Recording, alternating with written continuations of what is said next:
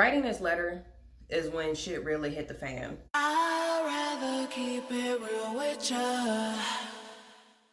So in the letter, I basically was saying, like, if we want our roommate relationship to work and our friendship to work, we have to commit to some things.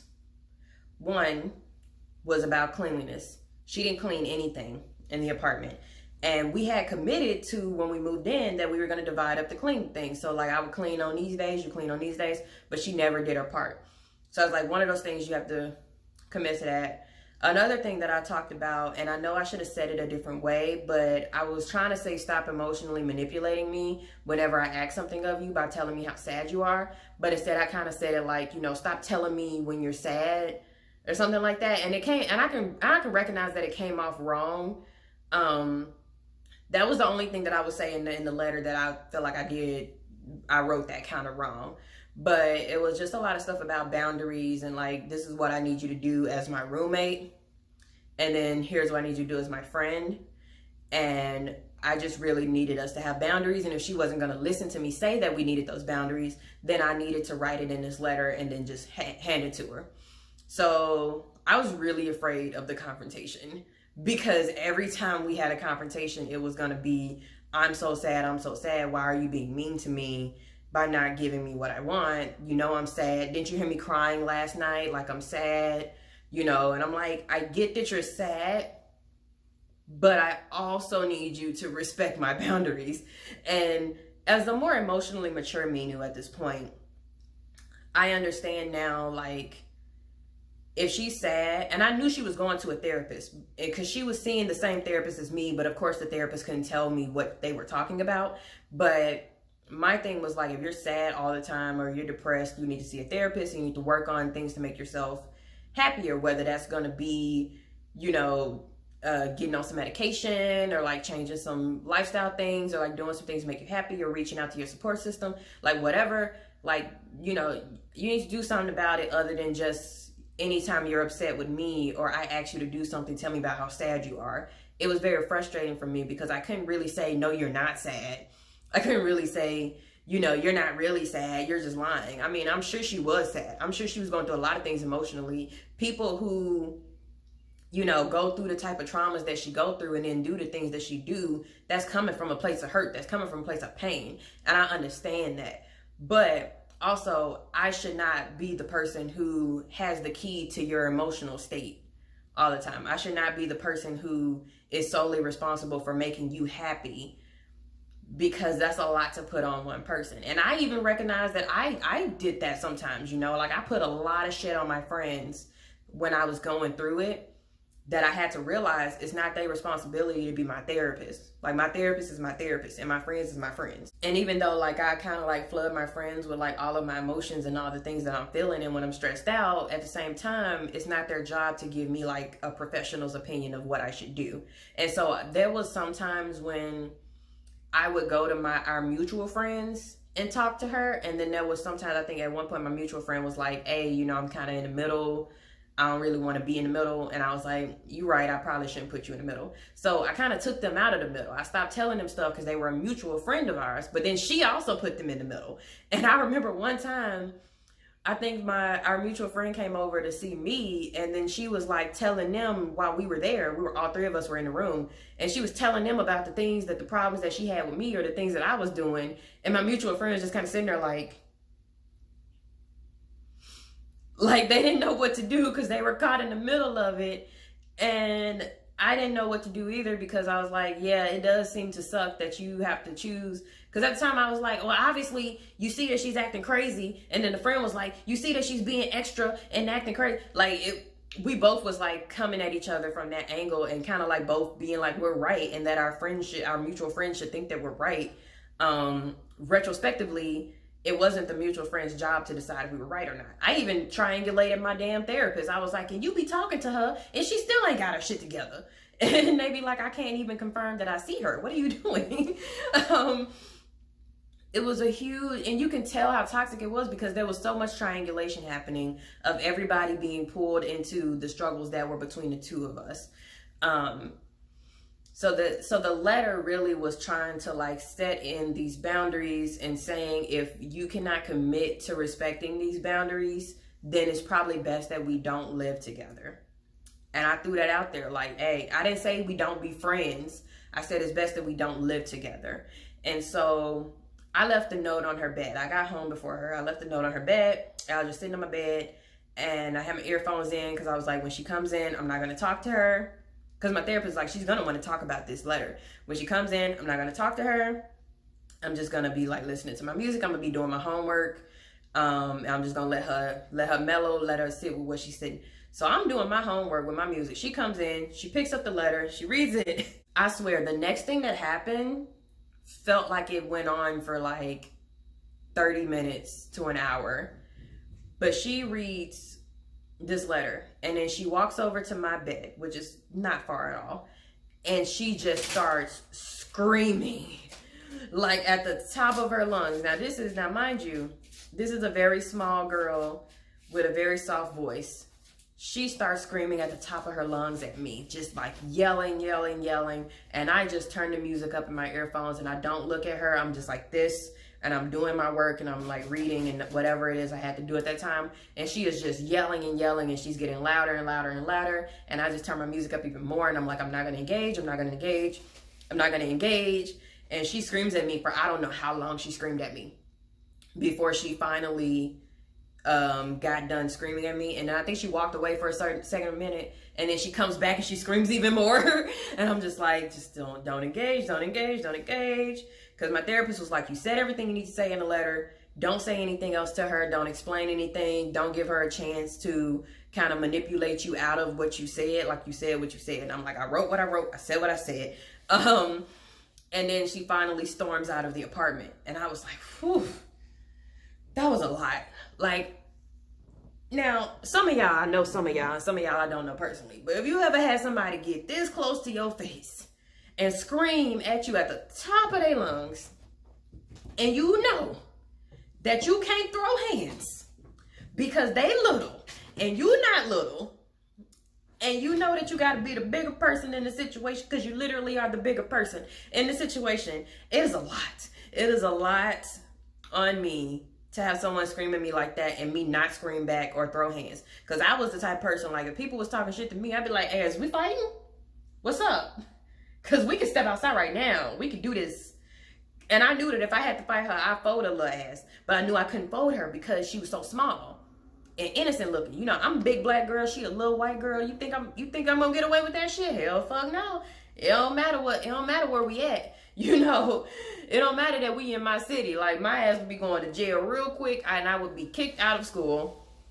And that would be my life from there. So I let her do all her yelling and I let her storm off. And I don't remember if she came back or not that night. But I remember the next day, I had to get up and I went to school. And this might have been the next day or it might have been a few days later, but the way I remember it now, obviously looking back years later, was like the next day I went to go to class, and when I came back from my classes, her shit was gone. And I was like, I guess she decided to move out. So I went to the RA and let him know, like, hey, you know, we've been getting into it. And I wrote her this letter establishing these boundaries. She did not react well to it. And he's like, yeah, she's moved out.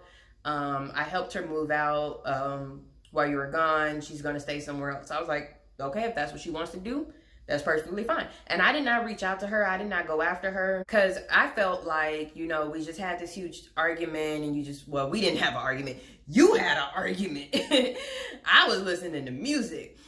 But we just had this huge blow up and you're upset. I'm not going to chase you. I'm not going to text you. I'm not going to be like, please talk to me. I'm not going to do any of that. I'm going to let you calm down and I'm going to let it go from there. And so I didn't see her around school. I didn't hear from her for a while. So I was talking back with our mutual friend who, I mean, if I want to say she was more my friend than her friend, but you know, she was a mutual friend. And I found out from the mutual friend that her black friend was telling people that she wanted to fight me. And I was like, me? I don't even know her. What she want to fight me for? Like, I don't understand what. I ain't got no beef with her. I ain't had no beef with nan black person except for one person. That was after graduation. But I didn't have beef with any black person at my school. I was at PWI. Black folks, we ain't have no room to be beefing with each other. We had to beef with these white folks. So I was really surprised. And I mean, like, I knew that they were close friends and everything, but she wanted to fight me. And so I was like, why? And then my friend was like, I guess because of the way you did things with Brittany. And I was like, I still don't understand why she wants to fight me. Like, why? Because I told Brittany she needs to commit to cleaning up and like respect my boundaries and not, manipulate me emotionally. So now so-and-so wants to fight me. I did not understand at all why this person who I didn't know wanted to fight me. And I didn't see her for a long time. And I mean, I think that she was at school, but she just was avoiding me, kind of like how she avoided the guys that she slept with. Like, she probably like, because I'm not somebody I'm not a low-key person. Like, people see me, they know who I am. Even if I don't know you, you know me. It's just because how I look. And so I'm pretty sure she probably just would see me and would just go in another direction, because it's really hard to not run into people at my school because it's just a small school. So I didn't see her for a while. Like, I don't know if it was like weeks or months or whatever, but I know at one point I was hanging out with my white friends, and we were just talking, and they was like, and I was like, and this, again, everything that happened with Brittany happened in the first semester. First semester. It just never works. It never works. They never last longer than first semester. So I was, so I think it was the next semester that I was talking to my friends, and I was like, explaining to them, yeah, I used to live with Brittany, and these things were happening, and it just got real toxic, and she stormed out. She didn't want to live with me no more, and she moved out. So now I'm living by myself. And so I had explained to them over the course of several times we were talking. I had talked about a bunch of the different things that she was doing, and they were hearing me, because I mean, like, why not? I didn't know that they was like friends with her, if they knew her like that. But I was just talking about what was happening, because it was so crazy and ridiculous how we kept having all of these conflicts over little shit. And then they revealed to me that she had actually come to stay with them after she moved out from me. And it was like an emergency situation. She had to stay with us out of nowhere, last minute. The RA stepped in and said, this person needs to move in with y'all immediately. And I was like, yeah, I mean, I guess if she went to the RA and said, I need to move out now, they had to find somewhere to put her. But they was like, no, but you don't understand. Like, the way everything went down, the way they told us what was happening, and the way that she was telling us what was happening, we thought that she had an abusive ex-boyfriend who lived on campus who was looking for her, that she was hiding from. And that the RAs were trying to hide her from too. Like, the RAs was being secretive too. Like, don't tell nobody that she stay here and all of that stuff. And they never told them why she had to be moved in with them, and why it all had to be a secret. So literally, I don't know what she told the RA, because nobody ever came after me. Like, the RA never came to me. Campus safety never came to me. So I didn't think that anything was said about me, because I'm like, if you accuse me of something, somebody should come after me, right? But apparently she told the RAs, and she told my friends who she got emergency moved in with, that she was not safe living with me, that she was in an unsafe situation, and she had to be moved out immediately, and I could not know where she stayed. And I was just blown away. Like, I was so shocked that that was what was said. And I was like, what did she say I did? Because then I think back, like, her friend wanted to fight me. So it's like, what on earth did she say that I did to her, to where people wanted to fight me, to where people thought that I was dangerous to her, that I couldn't know where she stayed, and she had to be like, they acted like the bitch was in witness protection or something. Like, she was just in another dorm. Like, but what was she saying to people? And they was like, the way she was talking about it, and she never said my name when she was talking to these people, but they said the way she was talking about it was that she was living with somebody who we thought was like abusing her, and she had to move out really quickly, and nobody could know she stayed there, and the person she was living with couldn't know she stayed there because they were dangerous and she was afraid of them. And they was telling me this, and they was like, Minu, but like and they was telling me like, when you were describing living with her, we never even put it together that that there was the same person, that the person she was talking about was you, and that the person you were talking about was her, until you said her name. And like, I don't know if I showed them a picture or like whatever, but like once I told them it was her, and they was like, we are so confused because we know you would never, do that to somebody. We know you would never hurt somebody physically or emotionally, whatever. Like, we know you as a person. We know you're the type of person who tries to protect people, who tries to save people, who be ready to fight football players at a frat party if they coming on to somebody who's strong and the person wants to get away with them. So like, they was like, what she was saying about you and who you are made no sense. It did not connect at all. And I was like, what the fuck was she saying that I was doing to her? Because I never got physical with her. I don't even know if I ever raised my voice with her. I never once threatened her. If anything, I told her that I didn't think it was a good idea to be getting drunk and having sex with random guys at parties, because you're setting yourself up for being a victim of assault. But I never stopped her. I never went to her and said, you're not allowed to go to parties anymore. I never physically stopped her from doing anything, So the fact that she was telling people that I was hurting her, or I was dangerous to her, or she was unsafe with me, or she was afraid of me, that I was a threat to her, really made me upset, because it just felt like the only thing I did to you was not give in to you and do everything that you wanted me to do. Like, that's all that happened.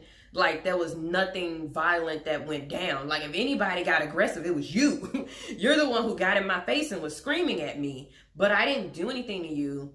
I just established boundaries, and I did so in a letter.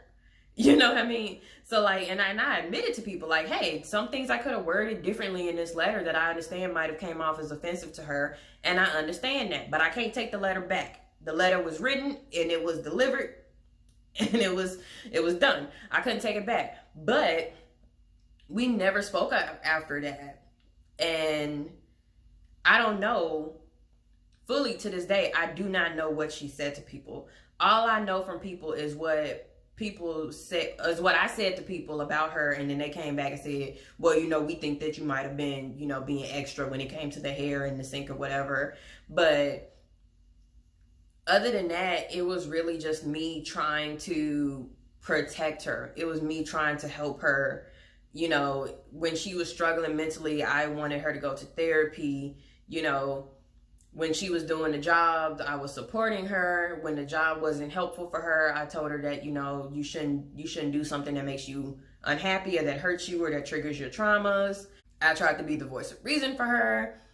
Did I agree to everything that she said? No, I didn't. Because there was a time when one of her friends was sexually assaulted, and she kind of like got mad at her friend. This should have also been an issue that, now that I'm thinking about it. I remember we were in a car, and her friend had got sexually assaulted, but her friend was drugged and she couldn't remember, not drugged, she was drunk and she couldn't remember exactly what happened, but she knew she had been assaulted. And there was a thing where she was trying to figure out if it was rape or if it was like molestation. Did the person touch you? Did they, what did they do to you? Because she was drunk, she couldn't remember. And Brittany was mad at her friend for saying that she was raped, because she was like, you don't even know if that's really what happened. And it's offensive to me, to people like me who are actually raped. And then for you to say you probably were raped, like got mad at her. Like, and I was like, so you just gonna gatekeep sexual assault like that? Like, really? That's what you want to do? I thought that was weird. So I disagreed with her. And I told her, I said, look, what if she don't know what fully happened to her? She might have been raped. And if she was, that's something that she should be able to say. And I don't think you should be coming at her like that about what happened to her, because you of all people should know that this is a very serious and touchy subject that you don't want people to judge you about. Like, that's your friend. Like, come on now. And when we would talk sometimes, and she would be like, I'm mad at my dad. And I'm like, what do you do? And she's like, he just gives me everything I want and I hate it. And I was like, well, I don't really know if that's a reason to be mad at him for spoiling you. Like, do you feel like he spoiled you and it made you unable to handle situations as an adult? She was like, no, he just gives me what I want all the time. And I'm just like, ugh, I hate him. And I was like, That's probably something you should work out with a therapist, because I can't agree with you. So there was times when we would have conversations and I would not agree with her, because I am who I am. If I don't agree with you, I'm not gonna sit here and be like, yeah, sure. I'm not gonna do that. If I disagree with you, I'm gonna tell you that I disagree with you.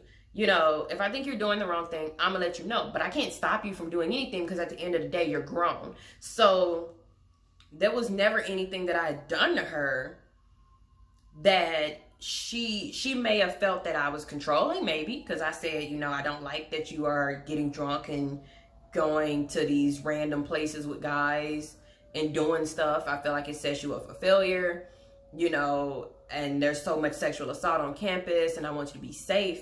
I may have told her I don't like it, but I never stopped her.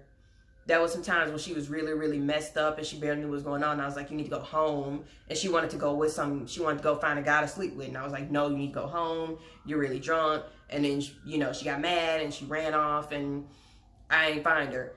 But other than that, I never put my hands on her. I never threatened her. I never yelled at her. I never like was mean to her outside of not giving her what she wanted, or like being like, I really need you to clean this or clean that or whatever. Like, I just wanted rules and structures in the apartment. But the issue wasn't ever really the apartment. The issue was never really, oh, you don't clean right. Like, because we could have worked that out. You know what I mean? Like, cleanliness is, yeah, that's just a difference that people have, but it's something we could have worked out. The real issue was that she was a very self-destructive and toxic person, and she needed me to give her everything that she wanted, to like feel bad for her and just never challenge her, never tell her to stop doing what she's doing, and just to like, when she's happy, I'm happy, and when she's sad, I'm sad, and I make her happy. And it felt like her whole emotional state was in my hands. And whenever I said, no, I don't want it to be in my hands, she tried to force it in my hands. And to go around and tell people that I was dangerous to her, or that I had hurt her or abused her in any way, or made her feel unsafe in any way, or even scared her, I felt like was really disrespectful. And again, I don't feel like it was ever a race thing. It was never a race thing. It was never a, you know, big black girl, scary, whatever type thing. She had black friends. It was fine. But I just think that she was just a very, very toxic person. And I know that she still was at school, because I think she graduated with us, or she graduated right after us, whatever. I get recommended to see her on Facebook. I know that some of my mutual friends are still friends with her. You know, I don't think anybody should have ever chosen between us. Like, I don't think that don't be friends with her because I'm not friends with her. You know, because again, at the end of the day, it was between me and her. It was an issue between me and her. She can bring other people in it all she wants to, but it was between me and her. And I don't think anybody needs to choose between being friends with either one of us. I think one of my friends even continued to hang out with her after the fact. And they told me, and I was like, that's what you want to do? That's fine. That ain't got shit to do with me. As long as you know that I never hurt that girl. I never did anything to her. Because at the end of the day, if I did do something to her, if I literally gave her a reason to be afraid of me, then campus safety should have been knocking on my door. Like, or the RA should have been knocking at my door telling me that, you know, that I had violated some kind of policy, or I had done something wrong against the school policy, whatever. But that never happened. So that alone should tell anybody who doesn't even know me that I didn't do anything to her. Because I'm black. I have no reason to try and fight a little white girl. I don't. And to this day, I've never spoken to her since. And I mean, if I ran into her again, I mean, I'd be like, oh, hi, you know, whatever. But I'm not trying to be her friend anymore. I hope that she's done better for herself. I hope that she's gotten help. I hope that she's gone to a therapist that has actually helped her change and like heal from her wounds and her traumas, that she can be a better person and do all these things that, you know, makes her happy and be a well-adjusted adult. I hope so. I hope she got help. I don't wish bad things on her even to this day. But I just know that that's not going to be my friend. We're not going to be friends ever again. But I hope that she gets the help that she needed. I hope that she got the help that she needed. And I hope that she's on to doing, you know, good things. I was talking to my friend today, and I think she might still be making the videos, which is fine.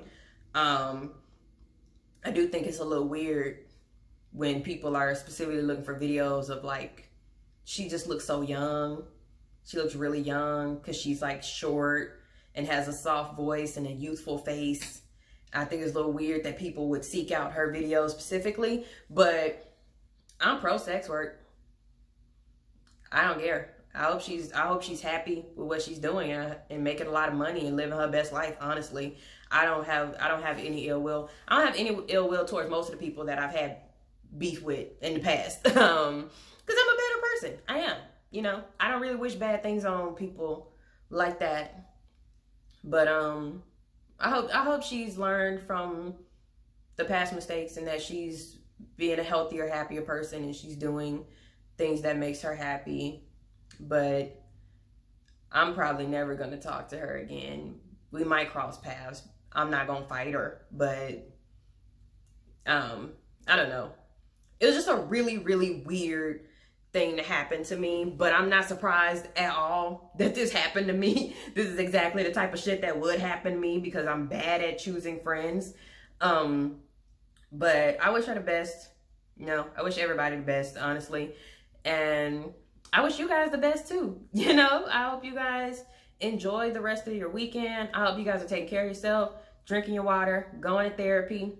If not going to therapy, writing in the journal, trying to find a therapist, whatever you got to do to take care of yourself, because at the end of the day, none of us are going to make it through even this year, if we don't try to focus on our mental health first. And if you think that you might be a toxic person, maybe do some introspection on that. You know, because some of y'all might be doing some stuff that's not that okay, and you think it is, and then you have to think about it and realize, oh shit, I do that thing I hate. So, you know, I just encourage everybody, like, whether you're the toxic person or you have a toxic person in your life, if they can't adjust to boundaries, then you gotta let them go. Like, it is what it is. And it doesn't have to be that you hate this person. It doesn't have to be, they did this thing that's just so fucked up and I'm sick of them and we just gotta end it here today. It just gotta be, if they can't respect your boundaries, they can't be in your life. Whether that's your friends, your family, your mama, your daddy, whoever it is, they can't be in your life if they can't respect your boundaries. And that's for you. You're not gonna change the other person. You're not gonna make the other person think that what they did was wrong. They're not gonna realize that how they acted was wrong. At the end of the day, you got to focus on you and making sure your mental health is right. So I hope you guys are doing that. I hope you guys are committing to being better people, to being happier people. And if you have any questions, I'd be glad to answer them in the comments. Or if you want to make another video answering some questions, I'd be glad to. I can even go find a letter maybe and read it and see what y'all think about it. But until then, I'm going to see you guys next week with another video, and I hope you guys stay safe and stay healthy. Love you. Bye.